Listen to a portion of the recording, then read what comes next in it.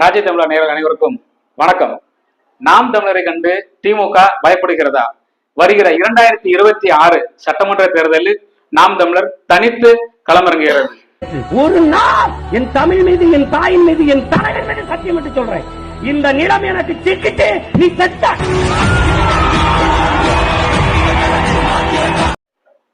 கடந்த 2024 பாராளுமன்ற தேர்தலில் நாம் தமிழர் கட்சி தனிச்சு நின்று 8.2% வாக்குகளை பெற்றிருக்காங்க. மக்கள் மத்தியில பெரும் வரவேற்பை நாம் தமிழ் கட்சி பெற்றுள்ளது. இதனை தொடர்ந்து நேற்றைய தின பத்திரிகையாளர் சந்திப்புல அண்ணன் செந்தமிழ் சீமான் அவர்களிடம் 2026 யாரோட கூட்டணி அப்படிங்கிற கேட்கும்போது அண்ணன் செந்தமிழ் சீமான் அவர்கள் என்ன சொல்றாங்க அப்படின்னா 2026 யாரோட கூட்டணி கிடையாது அப்படிங்கிறத உறுதிப்படுத்திருக்காங்க. இந்த நிலையில திமுகவும் திமுகவை சேர்ந்த யூடியூப் சேனல்களும் கதறத கடந்த 2 வாரங்களாகவே பார்க்க முடியுது. இது நம்ம ஏன் இப்படி சொல்றோம் அப்படின்னா, நேற்றைய தினம் ஒரு பிரஸ் மீட் நடந்துச்சு.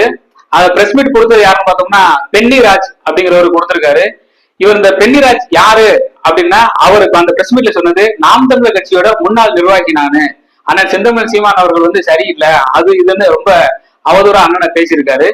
இதுதான் பேசிட்டு இருக்காரு.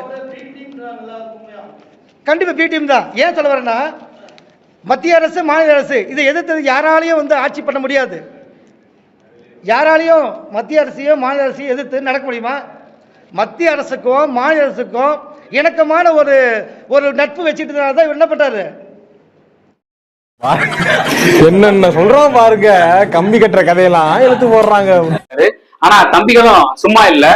இவரு யாரு அப்படிங்கறத முழு தகவல்களையும் வெளியே எடுத்து சமூக ஊடகங்கள்ல பரப்பி விடுறாங்க. இவர் யாருன்னு பார்த்தோம்னா, கடந்த 2024 திருவண்ணாமலை பாராளுமன்ற தொகுதியில வேட்பாளரா போட்டிட்டு இருக்காரு. விவசாய சின்னத்துல. என்னப்பா விவசாய சின்னத்துல போட்டிட்டாரா அப்ப நாம் தமிழர் கட்சி தானே அப்படின்னு நினைக்கலாம். கிடையாது. ஏன்னா 2024 நாம் தமிழர் கட்சிக்கு விவசாய சின்னம் ஒதுக்கப்படல, மைக் சின்னம் தான் ஒதுக்கப்பட்டது. இந்த விவசாய சின்னம் யாருக்கு ஒதுக்கப்பட்டதுன்னு பார்த்தோம்னா, பாரதிய ஐக்கிய மக்கள் கட்சிங்கிற ஒரு கட்சிக்கு தான் இந்த விவசாய சின்னம் ஒதுக்கப்பட்டது. அப்பேற்பட்ட கட்சியில இருந்து வெளியே வந்துட்டு இப்ப நாம் தமிழர் கட்சியோட நிர்வாகி நானு அப்படின்னு ஒரு பெரிய உருட்டி இருக்காரு. இந்த உருட்டு எதுல அடைச்சுன்னு பார்த்தோம்னா, யூடியூப் சேனல்கள்லயோ இல்ல வேற மற்ற சேனல்களே கிடையாது, சன் நியூஸ் தொலைக்காட்சிகள்ல இத ஒளிபரப்புறாங்க. அண்ணன் செந்தமிழ் சீமான் அவர்களுக்கு எண்ணற்ற விஷயங்களை சொல்லியிருக்காங்க. ஆனா அத ஒரு தடவை கூட சன் நியூஸ் தொலைக்காட்சியில வெளியிடவே இல்லை.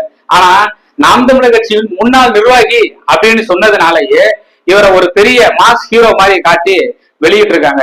ஏன்னா நாம் தமிழர் கட்சியை கண்டு திமுக கதறத அப்பட்டமா நம்ம இந்த விஷயத்துல பார்க்க முடியுது. இனி வரும் காலங்கள்ல நாம் தமிழர் கட்சியோட வளர்ச்சிங்கிறது அசூர வளர்ச்சியாக இருக்கும்னு நம்பப்படுகிறது. நன்றி, வணக்கம். இது உங்கள் ராஜ்ய தமிழா.